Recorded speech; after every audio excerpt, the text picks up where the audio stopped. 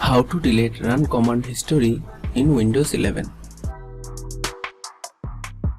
To delete run command history in Windows 11,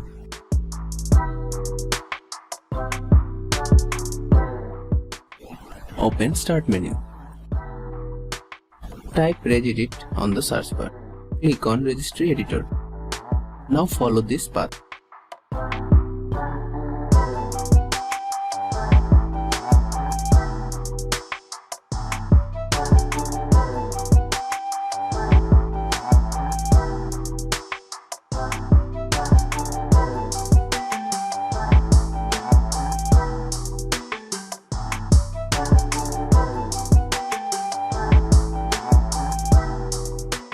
Now, in the right pane, you see a list of all the commands that you have recently run from the Run dialog box. To delete all of the commands in the Run command history, right-click on the value and select Delete.